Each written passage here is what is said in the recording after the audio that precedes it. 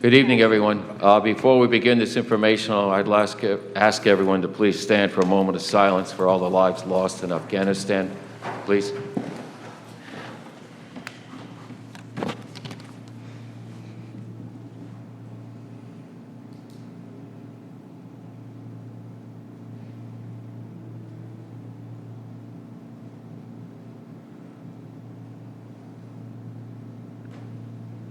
Thank you.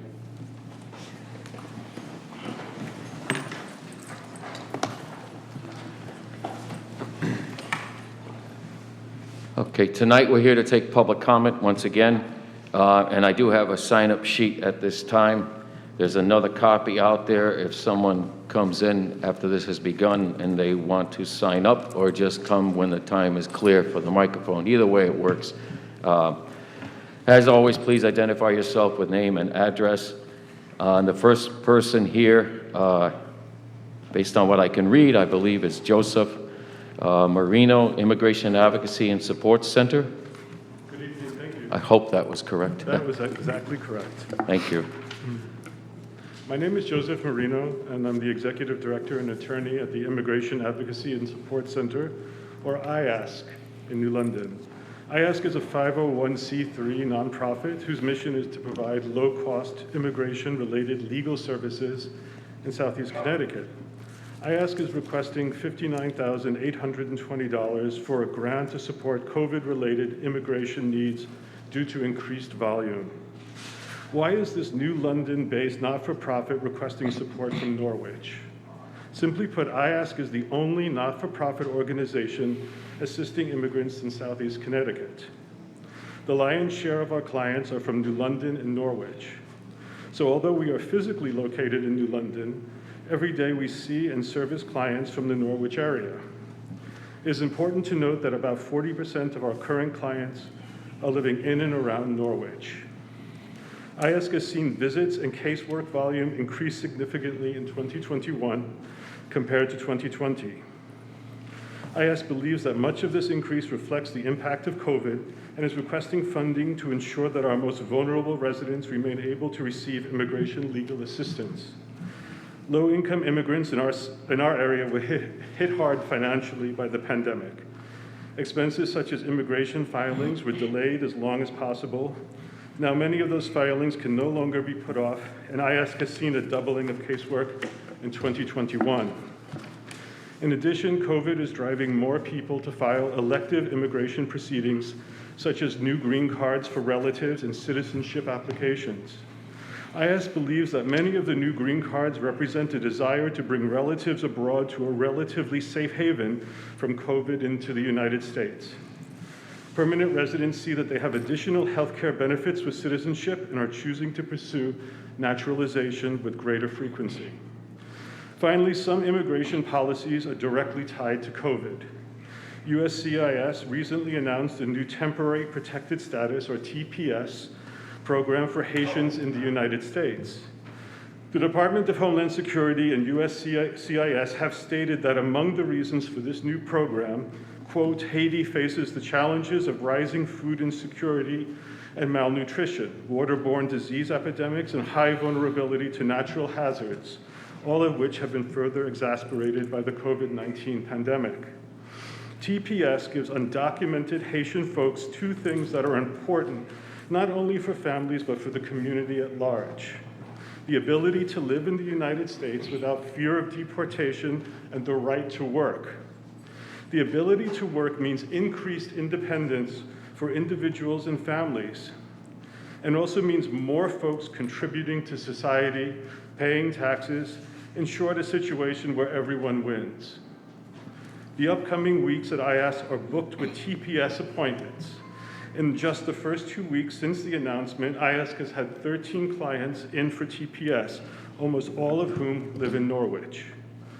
The lion's share of requested support for immigration legal casework volume will cover additional staffing costs, a bilingual Creole-speaking paralegal, as well as supplies, postage, and travel to manage the increase in casework.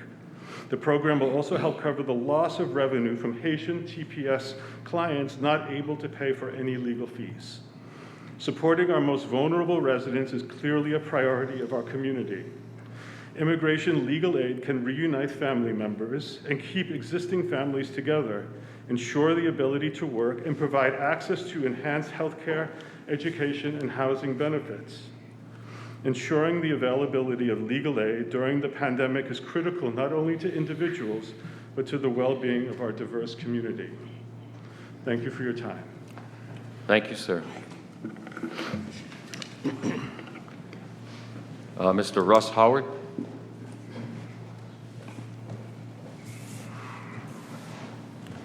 My name is Russ Howard. I live at 55 Oak Ridge Street.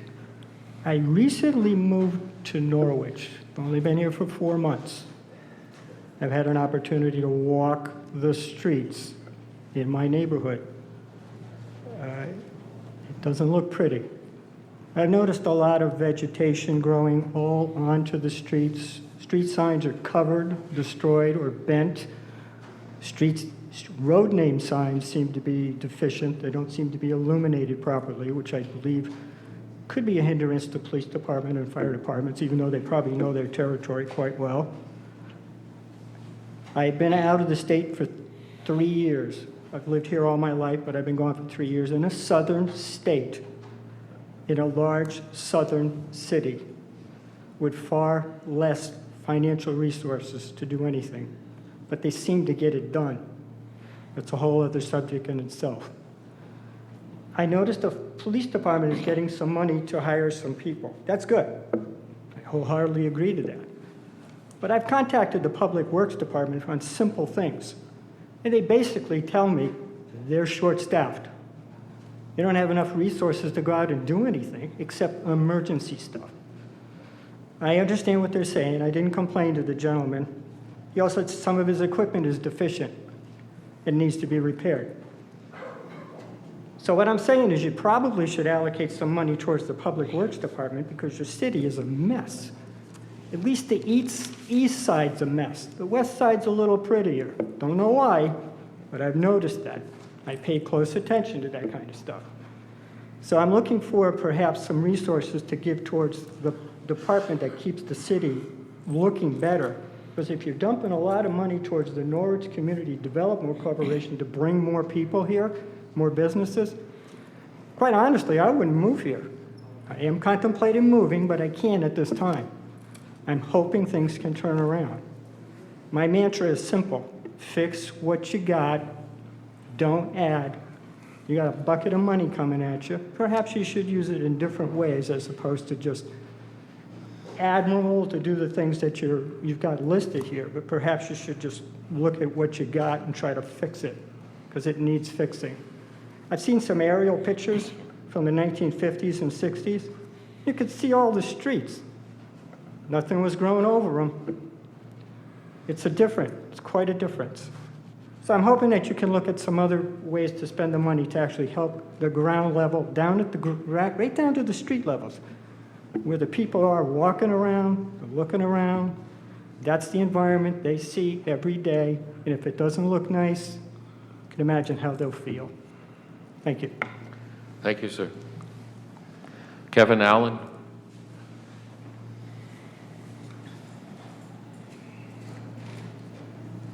Good evening. Thank you. I have a business here in town, just so you understand, as the councilman said, as long as you have a business, you can speak. That's correct? Thank you. I appreciate the opportunity. My name is Kevin Allen, formerly known as the recovering politician Kevin Skulchek, who served in the State House in the 45th District, also first selectman in the town of Griswold.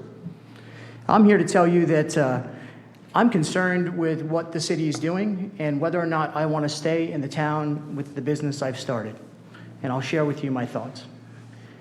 Under this great debate of budgets that we all face each and every year, and even this greater challenge under COVID, it's understandable that we're looking to cut money.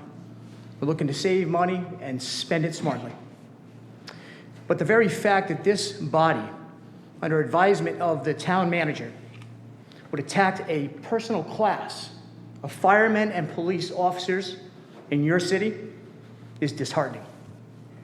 It's disheartening in many ways that you're targeting this particular class of workers. And actually, quite frankly, I would recommend that an attorney checks into whether or not this might be some sort of union busting or not. But to pick winners and losers on who you're going to refund for COVID is a black mark on the city of Norwich. And it will be a black mark on those who pursue it. And I will promise you this, in a time in our country's history when we are trying to rebuild and come together, don't choose this to be your battle. This is not the one you want to debate. These men and women who go out and we claim we want to celebrate them when the time is right for parades, for opportunities to get accolades, or maybe to get votes. Don't abandon them when they suffered from COVID exposure in the job. I say this to you as someone who I hope encourages this group to make the right decision. These men and women deserve respect.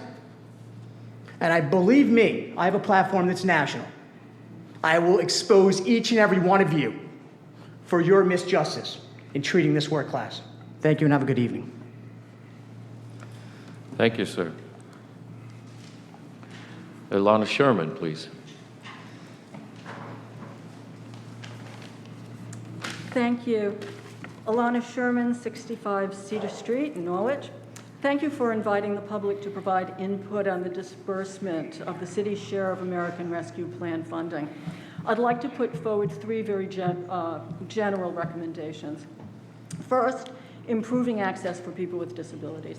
I would suggest that, if this has not been done lately, the city update its transition plan, originally required under the Americans with Disabilities Act, and meet structural goals with these funds.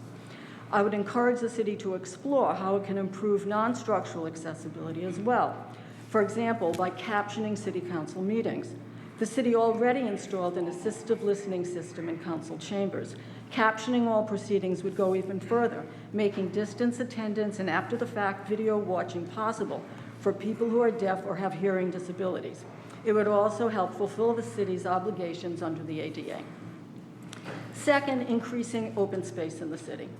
Because it contributes substantially to a community's appeal as well as to general health, open space is an essential part of any development plan. As the Day recently reported, one of the state's premier land trusts, Eastern Connecticut's Avalonia Land Conservancy, has acquired its first Norwich property. I encourage the city to collaborate with Avalonia's efforts and urge the city to set aside some money for open space acquisition. Third, invest in housing and home ownership. Permanent safe housing is a foundation of security. Owner-occupied home ownership is a strong contributor to the strength of neighborhoods. Several Norwich neighborhoods are in crisis, my own included. Housing has deteriorated, home values have plummeted, blight is a hazard, and there is a malaise that boils down to, I wish I didn't have to live here. An objective of any government should be to transform such sentiments into hope and pride. I encourage the city to invest in its neighborhoods, especially those most stressed. Last, supporting cultural initiatives that enliven the city through performance and visual art. Physical infrastructure is not the only kind of infrastructure that reinforces a city. What I call cultural infrastructure is important too. This is the infrastructure that connects people, educates them, and sustains their spirit. I'll mention one program, Harris Sisters Month, an annual program of Otis Library in collaboration with the NAACP, NFA Diversity Club, and the Prudence Crandall Museum. Every April, a range of activities commemorates and celebrates the legacy of Sarah and Mary Harris, two young women from Norwich who were among Prudence Crandall's Black students and who went on to become important figures in the abolition movement. Like other cultural initiatives in the city, this is a program that subsists on minimal, indeed inadequate funding.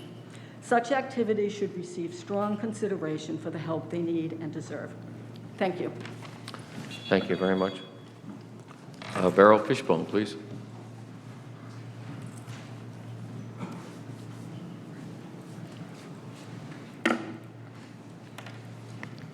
Hi, Beryl Fishbone, 19 Bliss Place, Norwich. I'm here representing the City of Norwich, Connecticut, Mohegan Park Improvement Development Advisory Committee. I'm here tonight to advocate for $200,000 of the American Rescue Plan funds. Approximately $120,000 would be used for improvements to and replacement of the toddler playground near the beach. This project would fall under the ARP guideline for community recovery. Approximately $50,000 would be used to install a fitness station course to help improve both the mental and physical health of our recovering community. During the course of the pandemic, Mohegan Park trails were busier than ever before. Our park gave residents and visitors to our city the opportunity to safely get fresh air and exercise. And this is also a project that falls within the ARP guidelines for community recovery. And that brings me to our third request, and that is for $30,000 to expand the new disc golf course from 9 holes or baskets to a full course of 18 holes. Built and financed by dedicated volunteers, the course was built and completed by volunteers at no cost to the city. And it hasn't had an empty day since then. Even when it was pouring rain, people were still out there walking the course or working at some of the baskets. It's been successful in bringing visitors to our city, and it's been a way of economic recovery in a very new and unexpected way. Jeff Glayman of Skate Shop in Greenville has been able to not just expand his business during the course of the epidemic, but he expanded the lines of disc golf equipment and accessories, bringing both locals and visitors to his business to spend money. Technically, by your definitions, he has expanded tourism in Norwich, and we are both very proud of him, for him, and grateful to him for his support. You might also see around town people wearing t-shirts and golf shirts with MPDGC on them. That stands for Mohegan Park Disc Golf Course shirts. And they can be found in small businesses throughout Norwich. That means that the tiny little disc golf course, 9 small little holes or baskets in Mohegan Park, qualifies for ARP money for efforts leading to economic recovery, home businesses, and assistance to small businesses. Mohegan Park is now over 500 acres of woodland in the heart of our city. Parts of it can be reached by almost every community of our city. We have trails, playgrounds, gazebos, picnic areas, athletic fields, swimming areas, fishing, and more. The park is a safe, secure place for individuals, groups, teens, seniors, and families. We need help to better serve our community, our city, and our neighbors. The ARP funds can help us do that without placing a further burden on our residents and our taxpayers. Thank you. Thank you. Brian Kobolars, please.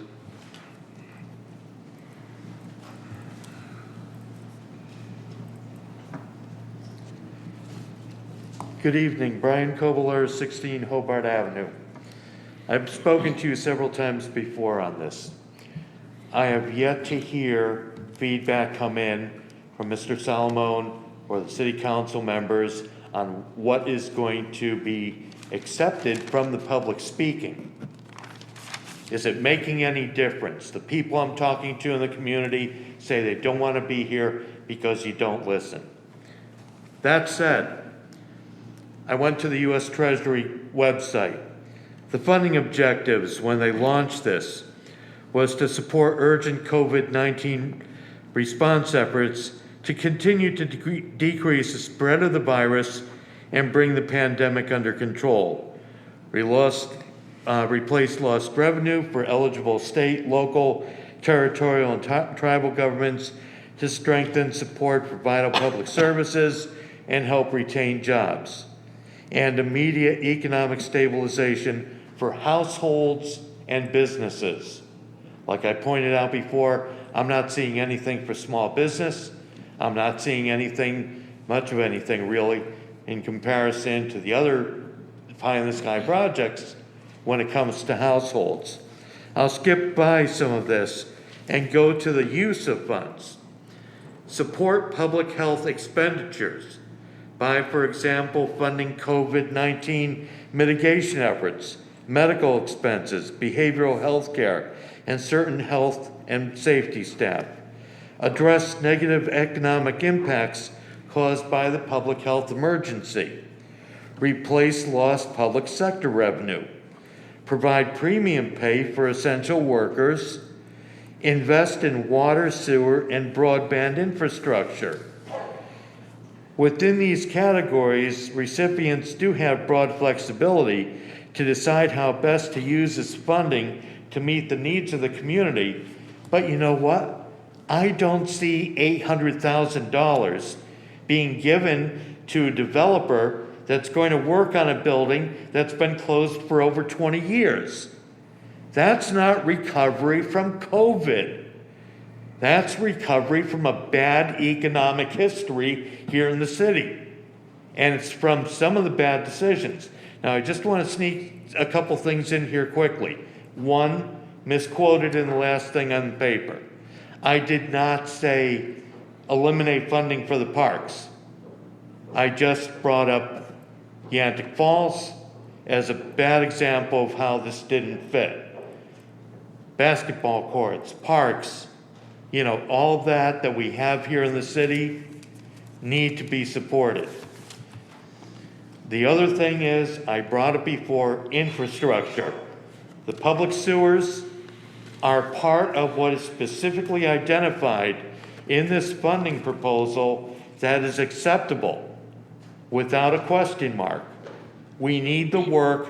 Why are we not addressing that and instead going for what works for getting votes? Thank you, sir. No one else has signed up this first sheet. Okay, there's a second sheet. Mike, if you could get that sheet. Yeah. Okay. Sam?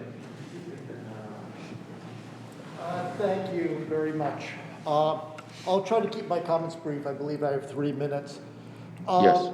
I saw the tape from the testimony last time, including your current director of the Norwich Community Development Corporation. I would say once again, and this has always been a point I've tried to raise, the rent rebate segment of this particular program is fraught with difficulties. And the reason why is that basically he said something which is a contradiction in terms. He said this is to help young businesses get on their feet. And then he said, in the past, we went for 3, 5, 7, 10 years. That's not a new business. A new business which survives perhaps 18 months, 2 years. We've previously made the mistake of subsidizing various businesses for lengthy periods of time. 7 years, 8 years. If a business can't meet its rent at a particular location for that long period of time, then they're either in the wrong place or their business plan is not working. I think what it does is it allows landlords to charge an inflated rate, and the business cuts a deal with them, and the taxpayer ends up paying. They're paying above market rate for that particular location. Now, I recognize that some of my conservative critics think that I party at Comic-Con, but I can tell you, even if that was true, as a real estate lawyer, I got to tell you, this is a gross misuse of public money. You shouldn't be subsidizing rents for such a lengthy period of time. And I think that you do have the ability to tell the Norwich Community Development Corporation that they should not be doing that as part of their program. I know they said the previous program was a blazing success. They said, 41 businesses took root. How many of those are still around? There was a number of them when I looked at the job at NCDC statistics years ago, which no longer exists. Chasers, for example. I'm just simply saying that there was a chance to have them to go back to the board, be more creative instead of just taking the blueprint of what was done 10 years ago and going with it. And I'd strongly suggest that as a council, you say to them, if we approve this money, we shouldn't be doing rental rebates, or if we do, maybe a year long. You'll save the taxpayer a lot of money, and you'll also prevent various businesses from overcharging their tenants, which we then pick up the difference. Thank you. Thank you, sir. Michael Podzolon.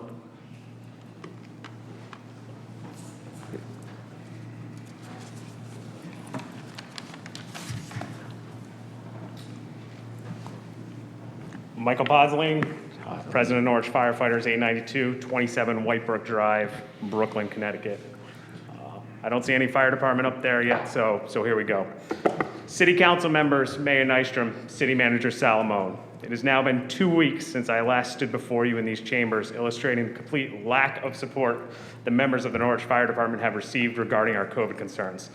These concerns include, in large part, reimbursement of personal earned sick time for first responders who became ill or had to quarantine due to an exposure during the course of their duties. Despite lack of this effort on the city's part, during these 2 weeks, the fire department has continued to be loyal to our duty and has responded to 125 emergency calls, of which 76 were medical emergencies, some of which dispatched as sick COVID positive patients at that.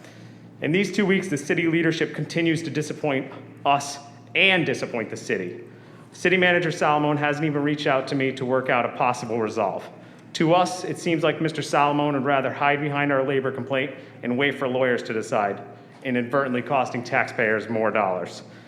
Waiting for a third party to weigh in clearly sends a message that this city's leadership at City Hall and the fire department cares little about its first responders and the timeliness of our needs. The union has been trying to voice our concerns to the fire department leadership and human resources for over 10 months. As concerns were dismissed and barely acknowledged, I came to the conclusion that we needed to raise a formal complaint. The city has had 3 opportunities through the CARES Act, Families First Coronavirus Response Act, and most recently, this $30 million granted through the American Rescue Plan to do right of their first responders at zero cost to the city's taxpayers. Unbeknownst to us at the time, concerns were being taken care of for other employees in this very building, while frontline first responders were given no consideration. Mr. Salamone provided 2 weeks of emergency COVID leave for his City Hall workers. Were City Hall workers on the streets seeing sick patients all throughout the pandemic? No. In fact, City Hall was closed to the public during the majority of the pandemic. Mr. Salamone, departmental leadership, and elected officials, I implore you to stop disappointing your first responders and show us the value the city should have for us. Stop casting us aside in hopes we will go away. I cannot stress this enough. I am not up here asking you to put money in our hands. What I am asking of you is to take responsibility and prioritize that a small, some would say negligible amount of this $30 million be put to use on correcting a lot of wrongdoings. As leadership, it is much more difficult for you to keep doing the wrong thing in this case rather than just doing the right thing. The right thing you have already done for NPU workers and your own workers in this City Hall. City Council members, I know many of you have received a lot of phone calls over this issue, and some of you have even reached out to me voicing your concerns with these wrongdoings. And for that, I thank you. Now is the time to act. Here is your chance to forget party lines and push the publicly supported, glaringly obvious, and correct agenda at no cost. This ongoing process has made us feel devalued and has weakened morale at a time when we and the citizens of this city need it most. I'll leave you with this. To stress the importance of this earned sick time that our members were required to use, just in the past month, my firefighters have used this time, this earned time, for paternity leave, child illness, and to be with a dying parent in hospice. This time is highly valued, earned, and important. So please do your part for my members and their families. Thank you. Thank you, sir. Ron Barty, please. Beatty, excuse me. T. Hi, Ron Bates, 7 Sylvian Street in Norwich. I'm here about the Norwich Art Center. We're a 100% volunteer organization, and throughout the whole COVID shutdown that hurt us immensely, quite frankly, most of the grants that were available, we could not get because we didn't have paid staff. Again, 100% volunteer. We've been doing a good job just to stay afloat and bring the arts to Norwich. And it benefits the whole community. I know that you have $500,000 that's going to the Southeastern arts, and you know that goes beyond just Norwich. And what I'd like to see done would be to have say $20,000 or $25,000 set aside so that we could hire a part-time director to help us step things up quite a bit, so we're not struggling constantly, because many of us have a job. I work at least 60 hours a week with my real estate, plus I'm on the board of directors. As an example, I started with the Norwich Art Center in 2018, producing Blues on Broadway. And pre-COVID, we were starting to get national attention for the Norwich Art Center in Norwich. And we will continue to do that, but we need the help, and I think we're going to get lost in that 500,000. So if you reduce that to 480 or 475, and we can get 20 or 25,000 for a paid director, it would be a big help. And all you should actually, I don't think I've seen any of you at the Norwich Art Center, and you should come by. September 17th, we've got Studebaker John from Chicago, and it's going to be a great show. You should check us out. Thank you, sir. Anyone else like to speak before the council? I have no other signatures. Yes, sir, please. Again, please state your name and address for the record. Yeah, I apologize for not getting on the sign-up list. That's okay. My name is Gregory Perry. I live at 33 Mulberry Street, and I am here to speak on behalf of my family. We are a family that loves recreation. I grew up in the city of Norwich and remember learning to swim at the YMCA there, and all the way up through high school, utilizing those facilities for training, for camps, for all kinds of programs. And it's kind of sad we don't have anything like that anymore. So I don't just want to speak on nostalgia and say, bring that back, but we travel a lot for recreational purposes, whether it's going to hiking trails or I love what my friend over here said about Mohegan Park before, and those opportunities, fixing up that playground. A lot of people, myself, my family, we're looking for the best places to go to entertain our kids in safe ways. And so any money that could be spent to help the families here in Norwich in that way would be something I'm in great support of, whether it's aquatic facilities, community centers, playgrounds, improving our hiking areas. All those things would be awesome. Thank you. Thank you, sir.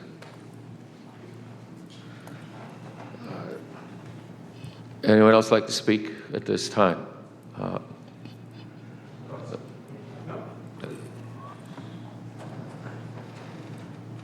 Swaranjit Singh, resident of 56 Briar Hill Road, Norwich.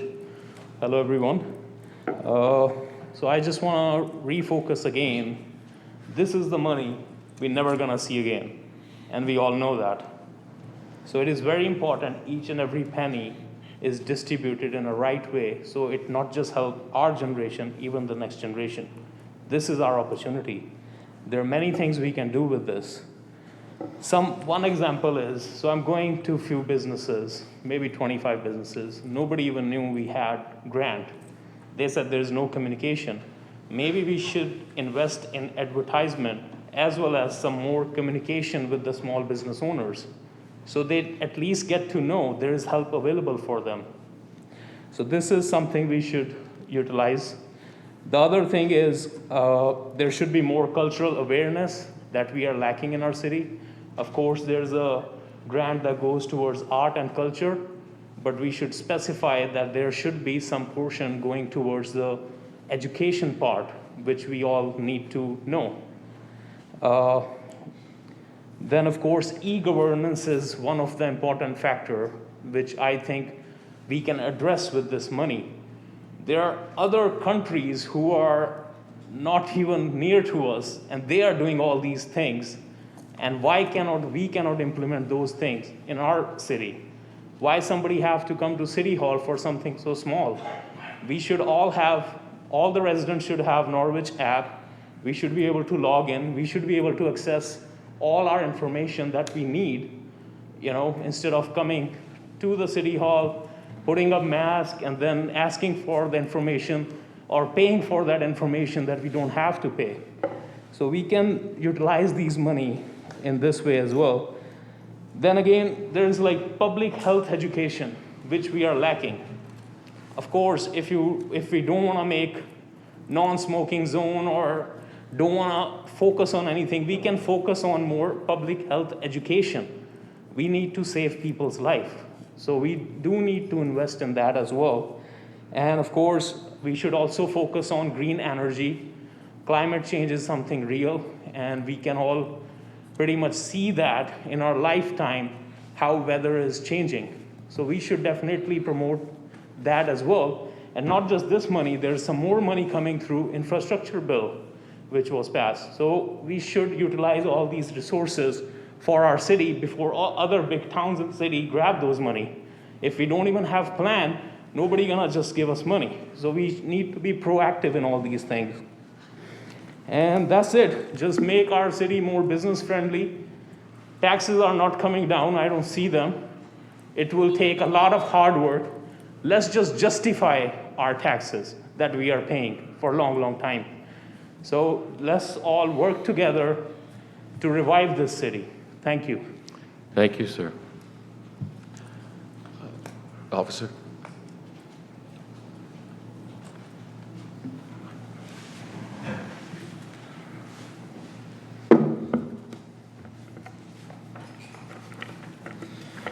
Good evening. I'm Steve DiLoretto, police officer in the city of Norwich, 70th Ames Street. I'm also the union president, and I stand before you tonight on behalf of our fellow officers and our city firefighters. It's been over a year and a half since the pandemic began. While most city employees worked from home to avoid exposing themselves and their family members from the virus, we did not have the same option. The city employees who were allowed to work from home, most were also given 80 hours of COVID-related absent days, hours.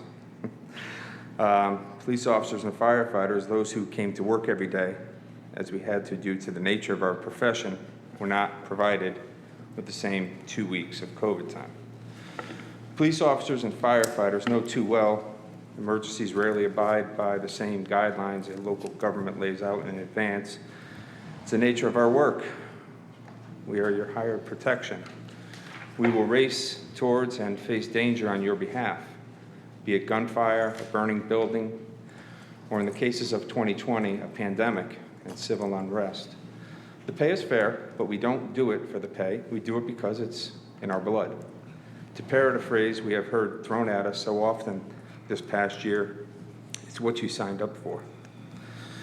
Here are some things that happened to our officers last year that they didn't sign up for.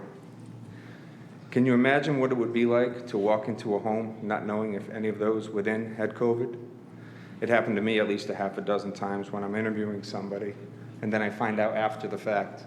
They just say, oh, by the way, I have COVID. How about our city firefighters when they administer life-saving techniques with their only goal being to save someone's life, not knowing if the person has COVID? We have an officer who works so much overtime, he basically lives at the police department, who contracted COVID. He was told, you didn't get it at work, and he had to use his own sick time. An officer at an untimely death was told by the city not to return to work until he had a negative COVID test. His test was negative, but he had to use his own time. That's right. He had to use his own time after being told by the city not to come to work. We had an officer who was caring for a sick father who had to move out of his home for months to ensure he did not bring home the virus to his father and his family. He still showed up to work every day. I can go on and on with these examples. In all of these absences, our officers were told, you need to prove to us you contracted the virus at work.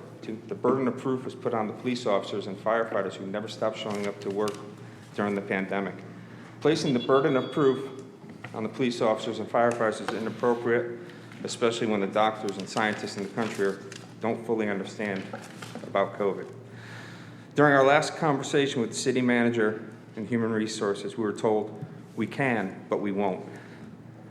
These were the words used when we referred to American Rescue Funds being used to pay your police and firefighters for their COVID sick time.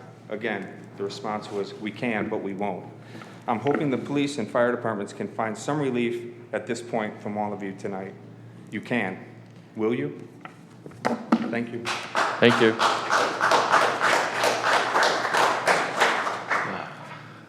I'd also like to speak to the council, please, at this time.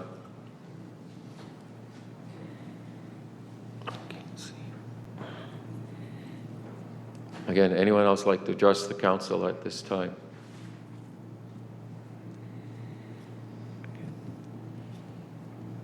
Please.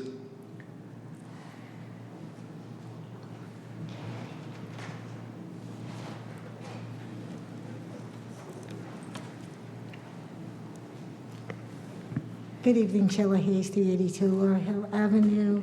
I'd just like to address the council on a couple of items. And one is that the organizations and the individuals who have come before you and spoken as a direct result of the fact that they have had a month in addition, about a little over a month they will before there is actually a vote taken on how the ARP funds will be dispersed. And I want to thank the council and thank the city manager for holding these workshops to allow people to explain and tell us really how valuable this money is and where is the best utilization of it. I know over the past 3 or 4, we've continued to hear the same theme. Last meeting and tonight we've heard about the firefighters and the police department, and I'll be honest with you, I was not aware of that situation and that they were being forced to use their own personal time.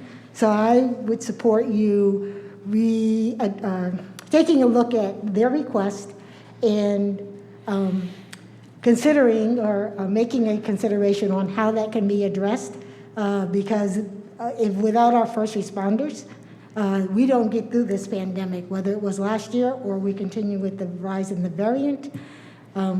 I know that several members have spoken about the needs in the communities and the neighborhoods, and whether it's the community center or just how to revitalize the various neighborhoods across the city. I will once again plead, I saw the article in the paper about how part of the $2 million that would go to NCDC might be utilized. But again, I don't see where the city is talking about how to invest and help the small businesses. So again, I'm not opposed to helping with larger structures. I'm not opposed to helping with landlords and homeowners and building owners. But we say over and over, small businesses are the lifeline of this city. And if we continue to lose and not address the needs of small businesses all over the city, okay, this money can be spent, but it's not going to help the city of Norwich progress and come back from the unfortunate, devastating economic downturn that we've had in this city. Thank you. Thank you. Anyone else like to address the council at this time, please?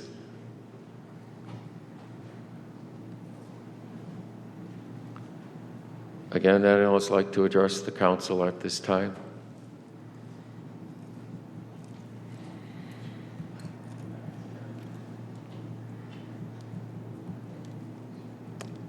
Again, would anyone else like to address the council at this time as far as the proposed first round of year one spending is, or items that you have not seen or heard discussed? You can bring those up this evening. Is there anyone else like to join us?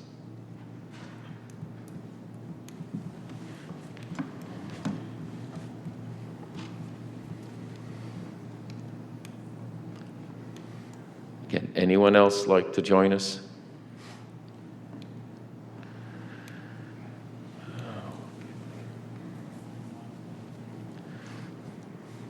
And third and last call, is there anyone else who would like to speak to the council at this time concerning these American Rescue dollars?